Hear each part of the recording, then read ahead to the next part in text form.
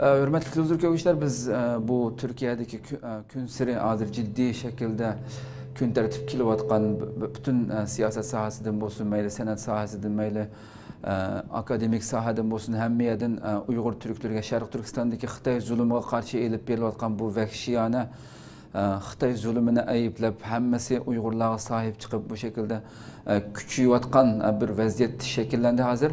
Bugünkü alayda san haberimizde mi bilgen Türkiye'deki Uygur meselesinden gün tertibine ait canlı şekilde kilişi Xitayga bo'lgan besimning kundan kunga küçüyüşünden ibaret bu maxsus alayda san şekilde bu haber programımızın sunuatımız.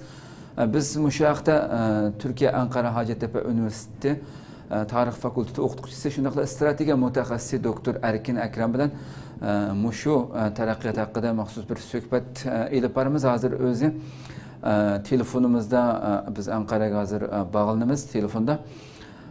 Assalomu alaykum hurmatli Erkin apandim. Va alaykum salom. Aldı bilan ziyoratimizni qabul qilganligingiz uchun ko'pdan ko'p rahmat aytamiz. Qimmatli vaqtingizni. Men rahmat aytaman. Rahmat.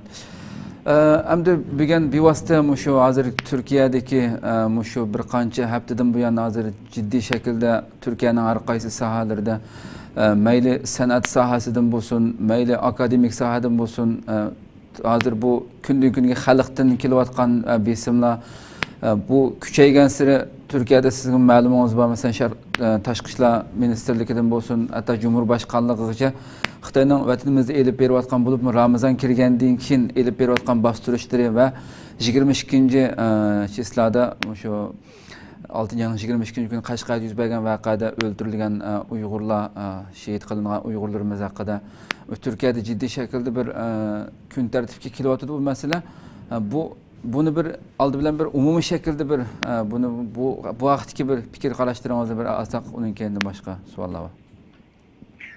Yani Türkiye kandalı olmasam şu köpüncü sandaki adamlar Uygurlarınki hazırki vaziyetiga biraz köngül bölgenliği ve ihtiyaçlılık bildiriyotganini bilimiz bir yerden. Hoş.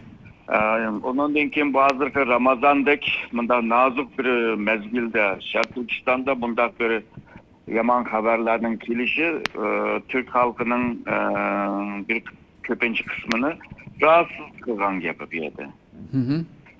Onundan başka yakın zamanda Türkiye'de şu taşkı siyasetinin ki bir kıymet karşı bolsa şu izilgan milletlerge sahip çıkış. Bu aslında Osmanlı vaktinde bağ bir ilgiydi. Ama hazırki AK Parti hükümeti bolsa bunu bir taşkı siyasetine ya da bu diplomasi münasebetindeki bir kıymet karşı kılıp kabul kılgaçka. Şu başka Türkiye'de de bu Uygurlarının ki yalnızla Uygur emez bilmez yani. Dünyanın ki kıl yerler izlgan Müslümanlar bolsa hemsiga sahip çıkışga tırışıvadı. Bunda bir peyte hem de sizlerle de ötkendek Türkiye'nin her katlamda, her kesimde mışındak Uygurlarga ihtiyaçlılık bildiriyordu da hamle. Bundan burunmu mesela sizin haberiniz var mesela ta hatta 2009 yılı şu 5. yıl Ürümçi katliamı yüz bergandan keyin her yılı bu kun tertip kelib her yıl namoyishlar bo'lyapti. Ama şu kunlar yaqinlashgan siri 5. yo'lga nurg'unlagan mayli ommaviy tashkilotlar bo'lsin, ko'z ko'ringan tashkilotlar buni qo'llab shaklda qilyapti hamda. Bugun bu yilga kelgan vaqtida bundan burun hech ko'rmagan shaklda hatto donliq futbol sohasidagi va san'at sohasidagilarning bu masalaga ega chiqib hamma o'zining fikrlarini bildirib Xitoyga qarshi bayonotlarni berishi sizce bunun qanday bir ta'sir oldu bu yil mesela alayda hamma sohadan birdek ovozning chiqishiga? Hem de Türkiye'de olsun veya başka devletlerde olsun bunda bir ahval var. Eğer de bir mesele gün tertipke kelgen olsa o mu gün tertipten çıkıdığan ahval mı var? Hoş. Bu golcü vakası boğan vaxtıda mı şu Türkiye'den ait çoğun faaliyetler bulup ketken. u vaqtida nurg'un shu akademisyendan sanatchigacha shu Xitoyni tanqid qilgan va Uyg'urlarga sahib chiqqan mana gap so'zlar bo'ldi. Bu vaqtida nurg'un gazetlarda, ya'ni shu kunlarda Uyg'urlar haqida nurg'un xabarlarni yozgandek va mulohazalar yozilgan. Ama bir hafta o'tmayla o o'tib ketdi. Shuning o'tib ketgandan keyin Türkiye Uyg'urlar haqida xabarlar azaldı Türkiye'de. Bu Urumchi vaqasida o'xshash ahvol bo'ldi. Hozir mana yana o'xshash ahvol bo'lyapti. Ya'ni Turkiyaninki eng muhim shu saylamdan keyin meclisninki reisini saylash va hukumatni saylab chiqish degandek Türkiye'nin en muhim siyasi kun tartibi bo'layotgan bir jarayonda Uyg'urning masalasi Türkiye'ninki kun tartibi kiradigan bo'lsa, bu cho'ng bir vaziyat demek ya da cho'ng bir taraqqiyot degan gap. Ama bu taraqqiyot 4-5 günning ichida ihtimal var. Dikkat qilgan bo'lsa, bu vaqtida shu Turkiyadagi bu kun tartibni qanday uzitish, yani daima Türkiye'nin kun tartibida tutib turish. Belki eng muhim savol bo'lsa kerak, yani her daim hukumatga besim shiltalaydigan, meclisde ta'sir yarata oladigan manda bir voqeaga aylanish lozim. Bo'lmasa bunday ahvol paydo bo'lgandeklar yo'qolib ketib, keyin shunda bir voqea chiqmaguncha bunday bir kun tartib chiqmaydigan bunda bir ahvol bo'lib qoladi. Shunga to'g'ri. Turkiyadagi tashkilotga yomon cho'ng vazifa tushyapti. To'g'ri. Dal shu savolni so'ramoqchi edim, shu savoldan keyin shu bir yaxshi bir fursatni shuna bir umumiy xalq shuna bir fikri kelgan vaqtda shunda bir vaziyatni texnik uzatish, bu kun tartibini tushirmaslikning yo'llari, Sharq Turkiston tashkilotlari qanday ishlarni qilish kerak shunday paytlarda, bu masalani so'ramoqchi edim sizdan. Hamda bunun yolları ko'p, hamda bazı tashkilotninki ishlariga aralashib bo'lmaydi, hamda o'zlari bilib faaliyetlerini ilip bardıgan kabiliyetke ve akıllığa sahip olar. Ama bazen de bu meselelerge sel qarab, yani skandal olmasa bu Türkiye'deki halk bizini kollaydı, bizge istaççılık bildirdi, deple katı olmaydı. Bazen Türkiye'deki mühim bir mesele halk ekilip, Türkiye'nin taşkı siyasetinin ki bir terkibige aylandırış lazım bu meselenin. Şununla Türkiye'ninki taşkı siyaseti bu çağkı mangan seri Şarkı Türkistan meselesi mi bu çağkı bile billi mandı. O vaxtıda Şarkı Türkistan meselesi hem halkınınki konunda hem de hükümetninki kön terkibide buludu. O vaxtıda ondan keyin Uygurlarga bo'lgan bu istatçılığı ya da kollaşları uzun devam kılalaydı. Hem de bunu kılalışı için hem cemiyette, Türkiye'nin cemiyetinde meyli kandak teşkilatlar olsun, ularla yaxşı bir münasebetini kuruş lazım. Çünkü Türkiye'de nurgun şu cemiyet karakterlik teşkilatlar var. Ularla kandak hemkarlık kılış meselesi var. Onun bu matbuat meselesi var. Bu matbuatta kandak kişilik bir teşvikatlarını kılış meseleler var. Onundaki partilerle kandak münasebet kuruş. Normalde şu Türkiye'ninki asas şu Türk partinin değil, en çok partinin değil. Bu çok partilerle kandak bir mesafede bir münasebetine ilip bir iş diyen mesele var. Bir partiye isil varsa, mesela o partiye yani kim gibi saylamda çıkıp gidip kalsa, o vaxtada seninki umudumu çıkıp kalkan olur değil mi? Şunlaşka bu kelgüsünü 20 yıl, 50 yılını oylap durup partilerle kandakları münasebetini kurup bu özününki siyasetine kanda ilip verişini yolunu izleş lazım hem de. Hoş. Dal şu noktada ben bir sualını sorayım sizden şu Türkiye'nin adı yenidən parlamentə kirgan saylanıb müştəylamdan keyin kirgan HDP, yani Xalqların Demokratik Partiyasının ki bu çoğ yuqori derecəlik nimelerden tərkib tapqan bir 18 kişilik heyet Xitayga 10 günlük ziyaret üçün müşunda bir Uygurlar meselesi Türkiye'de ciddi gün tertip kilovatkan bir payette Xitayga 10 günlük ziyaretke mangallığı haber kılınıvatı hazır. Siz bunu bu qandaq düşünsüz? O yerda qandaq hatta o ziyaretke beriş sebepleri o partiyadan e'lon qilingan nimalardan hech qanday Uyg'ur masalasiga yer berilmagan. Bu ziyaretde nimalar bo'ladi, nimalar so'zlashildi, o yerda qanday qaraysiz bunga? Xitoy Komünist Partisi'nin ki davet kılınışı bile bu ziyaretini amelga aşırgan. Şunaşka Xitoy'nın ki niyeti nimudu diyen bir mesele var. Hoş. Bu da hakikaten şu Türkiye'nin ki bir aslanlık millet değil. Bula bir saylam bile Türkiye'nin ki Muşu saylamның ki muşu %10 degen muşu tosaqlıqını işip meclis kırıldı. Yani manda degen vaxtıda budakı saylamda hemmisinin közüge çılıkan bir galbiyet muşu Kürtlerinin ki kurgan bu parti yani muşu HDP. Hoş. Buna bir partinin Xitay'a davet kılışı normal. Çünkü 2002'de şu AK Parti saylamını kazangandan keyin 2003'nin birinci ayda mı Xitay şu AK Parti'nin ki reisi Tayyip Erdoğan'ıma davet kılgan. O vakti de Tayyip Erdoğan tek baş minister emesti. Yalğızla parti reisi. Bunda ahval başka devletlerde mi buludu hem de? Mesela Avrupa'da, Rusya'da bulamam, Türkiye'de mi da saylangan veya mındak közge çılıkan partiler bolsa davet kılıp ulanın ki köz karışını, Xitayga bolgan köz karışlarını ve işte devletlerin arasındaki mesela partilerin arasındaki münasebet hakkında kanda bir göz karışı bolganlığını ügünüşle tırşıdı. Sen Xitay tarafından degende.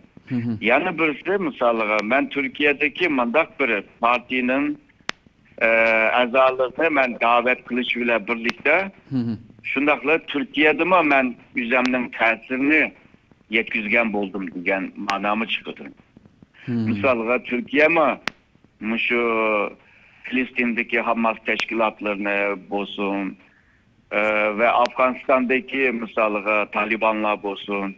Bunları mı davet kılıp görüşüyordu? Suriye'deki muhalefette boğan başka grupları mı davet kılıyordu? Diyendek hem de Xitay öz aldığı bir çoğun devlette özünü açlak kögeçken Maşındak parti veya gruplarını davet kılıp ulanın ki məqsədini ügünüş ve kelgüsünde kanda bir işbirliği yani hemkarlık kılıp olamdı bulmamdı degen meseleye karta bir tecrübe ilişkinde. Doğru, tamam. Ahırda bilgen Xitay'nınki, Türkiye'ninki çağırıqlarına Tashqi ishlar ministerligi Cumhurbaşkanlığı tarafından bu sözcüsü tarafından e'lon qilingan bu Xitay konsulunu Tashqi ishlarga chaqirib bildirilgandan keyin onunğa bir Türkiye'ninki qayg'usini bildirgandan keyin Xitoydan bir bayonot keldi. Buni isbotlasin deb Xitoy Tashqi ishlar ministerligininki sözcüsüdün. Endi bu sizce qaysi mantiq bilan ham shuncha vala ochiq oshkora o'zininki qilayotgan elib berayotgan shu vahshiylikları butun dunyo bilib ketgan bir ish Ramazonda qilayotgan ro'zani cheklaganligi buni isbotlasin deb nomus qilmasdan buni Xitoyning deyalishi bu nimani bildirdi? Siz bu qanday qaraysiz bu bayonotga? Hem de siyaset degen bir senet yani işini hal kılışının ki bir seneti. Şununla ahvalga karab ya uç makul buludu toğra deydi ya da yağan emez sen bir bunu ispat kıl. Digendek mındak yöntemlerini işiltü demdi. Hoş. Ya Xitoy haqiqatan bu Qashqarda bo'lgan voqeani bilmaydi. Ya da bilib buni ixro qilishni xohlamayapti. Buni hamda qaysi to'g'ri bo'lganligini hozircha bilmaymiz. Hamda ertaga asta-asta buni bilib olg'im bo'ldi bu gap so'zlaridan tepayli. Ama Türkiye'ninki bundaq bir pozitsiyasi Xitoyga bir uchur bergan bo'ldi. Ya'ni bu Sharq Turkistondagi Uyg'urlarninki ahvoliga qarta biz doimo ko'ngil bo'lyapmiz. Ular yaxshi yashasa, ikkimizningki davlat munosabati yaxshi bo'lib qarab turmamdi. Agar ularninki munosabati yaxshi bo'lmay qolsa, mana shundaq sanga akallantirish, sanga uçur berish shakli bilan aramizdagi munosabatda bunda bir jiriklik kirdi deganni bildirmadi odidi. Xo'sh. Bu jihatdan deganda hamda Turkiya mi Xitoyga qarta bir ta'sirini ko'rsatgan bo'lgan bo'ladi hamda. Xo'sh. To'g'ri. Oxirida bir savol bilan tugatay, vaqtingizni ko'p oldim. Mushu Turkiyadagi mushu xalqniki Turkiyada kelayotgan bu kun tartibdan tushmasligi davomli yuksalib, mengib qolsa, yuksalsa mana davomli hukumatga albatta besim bo'ldi. Xitoyga mana har qatim bundan burun bo'lgan o'xshash masalan har xil bayonotlarni o'zining qayg'usini bildirib kelyapti Turkiya masalan hukumat rahbarlari bo'lsin. Mushundaq ishlarningki kuchayishi Sharq Turkistondagi vaziyatning yeniklashiga Xitoyninki zulmlarining pasayishiga sabab bo'lamdi yoki Xitoy buni yana hadab qo'yib meni o'zining bilginini texmbak zulmni oshirib mengaveramdi. Bence shu Xitoy meselelerini texmi yushirib, bisimni texmi kuchlantirdi deb o'ylayman. Bunun sebebi Sharq Turkistondagi vaziyatlar sirtqa chiqmasin deb. Çıkıp kalsa ertugün bu Türkiye'nin Xitoyninki xalqaro siyosati olsun, ticareti olsun, iqtisadi olsun ve rayon karakterlik hamkarlık işleri olsun. Bununla menfi bir ahvalını teşkil kılını. Bu cihetten bozduğuma şu Sharq Turkistonda bo'lgan vakalarını besib turdi. Ama Tashqi ishlar ministrligi bu meselelerini sırtka bildirmanglar, Xinhua ajanslar haber vermesin degan bile o Sharq Turkistondagi hükümeti bu merkezi hükümetdek bir mesuliyeti yok. Şunun ular qarşıga qilaverdi ishni. Shuningla merkez hükümet bunu yuşurman deb o'zimi kaç günde kaldı. Misalga Türkiye'den başka bazı İslam devletlerine birlikte hareket kılıp Xitoyni tanqid qilgan taqdirda o vaqtida Xitoyga ta'sir bergan bo'lib, belki Sharq Turkistondagi hozirgi vaziyatlar biraz yumshab qilish mumkin.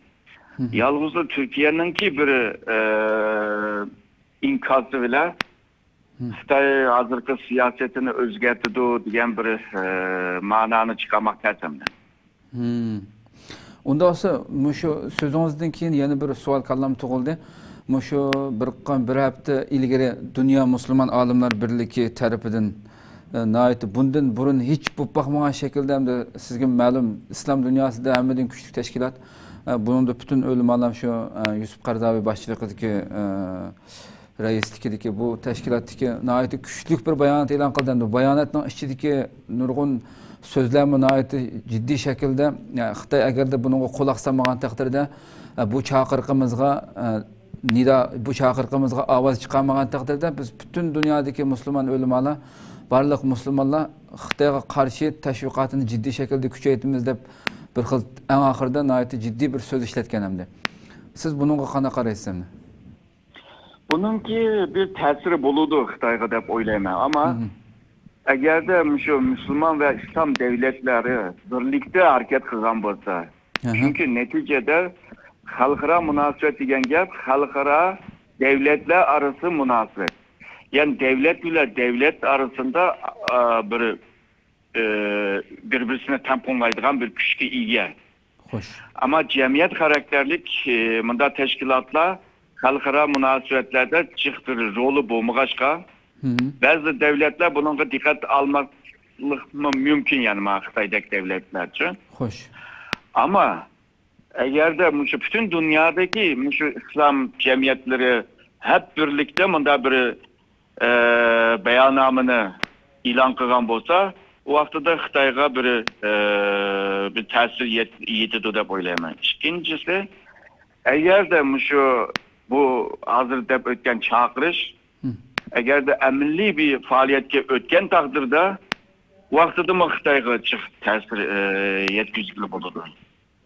Çünkü bu Xitay hazır 21. asırdaki en mühim stratejisi boğan, şu iki ipek yolunu mangızmakçı. Bu iki ipek yoluna dikkat kısanlar hemisi şu Müslüman topraklardan ötüdü. Hoş. Meyli denizde olsun, meyli şu kuruk taş yolda olsun, tümür yol ya da. Hoş. Eğer de bir yerdeki Müslümanlar Xitayga karşı takabul türaldıgan vaxtıda, o vaxtıda Xitayga bisim teşkil kılgandek buludu. Hem de Garip devletlerinin koşuluşuyla belki tıkımı bir güçke ilgi buluş mümkün. Ama hazırca her devletlerde bu Müslüman degendin ki bu Müslümanga boğan korkunuş yani bu İslamofobi degen bir ufkum var burada. Hoş. Şunun o ufkumdan töpeli bozma Müslüman boğan bir cemiyette bunda yakından da köngül bölemeydim da psikoloji cettim bozma. Hoş. Ama bazı garip devletler misalga Amerika'daki devletler ular özününki siyasi ve ictimai kıymet karşı boğan demokrasi, kişilik hakları, erkinlik diyen bunda hukumları var. Bu hukum cettim bozma Xitayni anca-munca tenkit kılgan bunda bir ahval buludu hem de Uygurlar meselesinde. Olup mu yakında Amerika hükümetinin ki ilan kılgan bu halkara terör doklatı ve halkara kişilik hukuk doklatı diyen doklatı mı? Xitay hükümetinin ki Şarkı Türkistan'da yürgüzüvatkan bisim siyasetinden töpeyli rayon şununla tinçsizlik, istikrarsızlık bir ahvalını yaşavatıdı. Şunun Xitay siyasetteki biraz dikkat kısın dep doklatlı müştaki yapılar yazılgan. Ama bula Xitay'nın ki Şarkı Türkistan'da yürütülen siyasetini özgerteleydiğen bir tenkit güçke egemez. Ama bunun denkin eğer de ebeki sizde ötken bu misaldan töpeyle asta şu güçlengen siri Xitay mı bununla ciddi ilişki mecbur kalıdı yani dikkatli ilişki mecbur kalıdı. Şu vakti de belki bir tesir buluş mümkün de oylayman. Köptün köp rahmet, kıymetli vaktinizi çıkarıp ziyaretimizi kabul kılganlığınız için rahmet Allah'ım. Ben rahmet ettim. Rahmet.